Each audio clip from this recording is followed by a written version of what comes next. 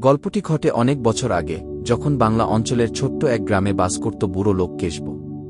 কেশব ছিলেন গ্রামের একজন সাধারণ কৃষক, কিন্তু তার এক বিশাল দুঃসাহসিক অতীত ছিল। যখন তিনি ছোট ছিলেন তখন তিনি নানা অভিযানে গিয়েছিলেন। কেশব জানতেন, গ্রামের অনেকেরই ধারণা ছিল তার জীবনে কিছু লুকানো রহস্য আছে। গ্রামের শিশুরা কেশবের সাথে গল্প করতে ভালোবাসত, কারণ তার মুখে ছিল সবসময় নতুন নতুন গল্প। একদিন কেশব গ্রামের শিশুদের একটি গল্প বলতে শুরু করলেন, যেখানে তিনি বললেন একটি স্বর্ণপুরীর কথা। স্বর্ণপুরী বলতে গ্রামের বাইরে একটি পুরনো ধ্বংসপ্রাপ্ত দুর্গকে বোঝানো হয়। বহু বছর আগে সেই দুর্গে নাকি অগণিত সোনা ও রত্ন মজুত করা হয়েছিল। গ্রামের প্রাচীন লোকেরা বলত, সেখানে এক রাজা একসময় বিশাল ধনসম্পদ রেখেছিলেন। কিন্তু সেই রাজা এক যুদ্ধের সময় মারা যান, আর সেই গুপ্তধন আর কেউ খুঁজে পায়নি। কিন্তু কাকু কিভাবে জানলেন যে সেখানে গুপ্তধন আছে? শিশু রাজু প্রশ্ন করল। কেশব হেসে বললেন, ছোটবেলায় আমার বাবা আমাকে একটা মানচিত্র দিয়েছিলেন। বলেছিলেন, এই মানচিত্রে আছে স্বর্ণপুরীর গুপ্তধনের রহস্য। কিন্তু এত বছর পরেও আমি সেটা খুঁজে বের করতে পারিনি। শিশুরা উত্তেজিত হয়ে উঠল। তারা ঠিক করল, এই অভিযানে কেশবকে তারা সাহায্য করবে। পরের দিন সকালে কেশব, রাজু, মিনু আর বাকি শিশুরা রওনা দিল স্বর্ণপুরীর দিকে। সবাই খুব উত্তেজিত ছিল। কিছুক্ষণ চলার পর তারা একটি বিশাল গাছের নিচে এসে থামল। কেশব বললেন, এই গাছটা মানচিত্রে দেখানো আছে। গাছটা পেরিয়ে কিছুটা দূরে গেলেই দুর্গের ভাঙা দেয়াল দেখা যাবে। তারা সেই ভাঙা দেয়ালের কাছে পৌঁছালে দেখতে পেল, সেখানে একটি অন্ধকার গুহার প্রবেশপথ। গুহার ভেতরে প্রবেশ করতেই শীতল হাওয়ার ঝাপটা এসে তাদের স্পর্শ করল। কেশব একটি বাতি বের করে জ্বালালেন।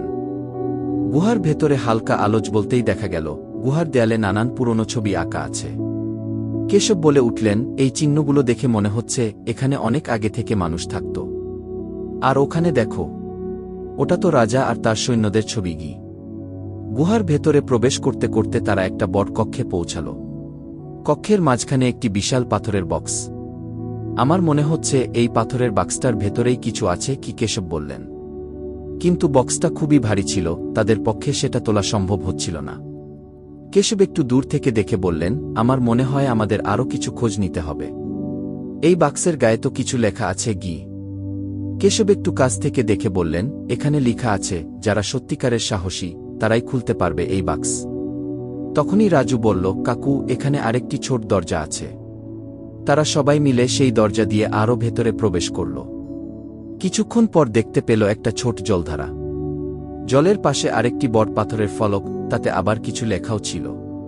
কেশব পড়তে শুরু করলেন, এখানে লেখা, গুপ্তধনের পথ পেতে হলে সত্যি সাহসী হতে হবে, তবে সতর্কতা হারালে সব হারাবে। কেশব বুঝলেন, এটি কেবল ধনসম্পদের জন্য নয়, বরং তাদের সাহস এবং সতর্কতার পরীক্ষাও। তারা সবাই আরও ভেতরে যেতে থাকল। কক্ষের এক কোণায় দেখতে পেল বিশাল এক সিন্দুক, যার উপর শুয়েছিল সাপের মূর্তি। এই সেই গুপ্তধনের সিন্দুক, মিনু ফিসফিস করে বলল। কিন্তু ঠিক তখনই তারা শুনতে পেল একটা শব্দ, যেন পায়ের শব্দ। সবাই চুপ হয়ে গেল। হঠাৎ তারা দেখতে পেল, গুহার ছাদের উপর একটি ছায়া নড়ছে। তাদের সবার মন ভয়ে কেঁপে উঠল। কিন্তু কেশব সাহস নিয়ে সামনে এগিয়ে গেলেন। তিনি ধীরে ধীরে সিন্দুকের কাছে গেলেন এবং নিজের লাঠি দিয়ে সেটাকে স্পর্শ করলেন। হঠাৎ করে সিন্দুকটা খুলে গেল। তারা সিন্দুকের ভেতরে দেখতে পেল রত্নখচিত তলোয়ার, রূপার মুদ্রা এবং অসংখ্য সোনার গহনা।